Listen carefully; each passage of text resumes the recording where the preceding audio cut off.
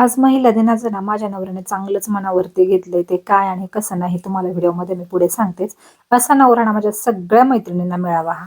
हाय, तर सगळ्यांना ना जागतिक महिला दिनाच्या खूप साऱ्या शुभेच्छा. आज आहे महिला दिन आणि आज माझ्या मिस्टरांनी खरंच मला खूप सरप्राईज केलेलं आहे. कारण त्यांनी स्वतःहून मला आत्ता फोन केला होता की मी तुमच्यासाठी बाहेरून काहीतरी घेऊन येतोय, म्हणजे खाण्यासाठी. तर आज सकाळपासून ना माझी खूप तब्येत खराब आहे, म्हणजे प्रचंड माझं पोट दुखतं आहे आणि विकनेससुद्धा खूप आलेला आहे. आपले मंथली प्रॉब्लेम तर खूप जास्त त्रास होत होता मला सकाळपासून, त्यामुळे अशीच लोळत होते. आता त्यांचा फोन आल्यानंतर आता थोडंसं मी आवरलेलं आहे. म्हटलं की मला आता ते आले तर थोडंसं आपण फ्रेश पण असायला हवं. आणि त्यांनी स्वतःहून आज मला फोन केलेला आहे. दरवेळी मीच त्यांना सांगत असते हे घेऊन या ते घेऊन या, पण आज माझाही मूड नव्हता, पण त्यांनी स्वतःहून फोन केला.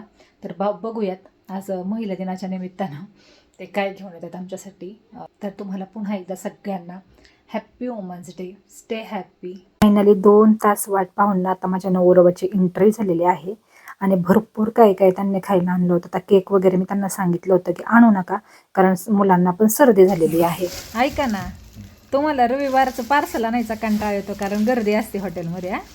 आज तुम्ही कसं काय पार्सल आणलं आम्हाला मनाने? महिला दिनमुळं आणि तो आजारी पण आहे ना. थँक्यू.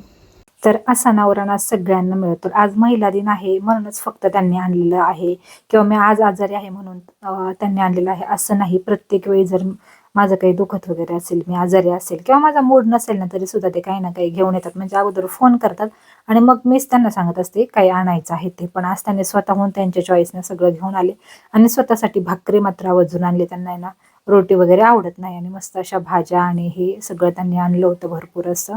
मग आम्ही सगळ्यांनी मस्त जेवण केलं. आता काय होतं की कधी कधी ना आपली तब्येत खराब असते आणि अशा वेळी जर आपला नवरा आपल्याला सपोर्ट करत असेल ना, तर मग काही थोड्याफार नवऱ्याच्या चुका पण आपण पोटात घालायला हव्यात, थोडंफार समजून घ्यायला हवं.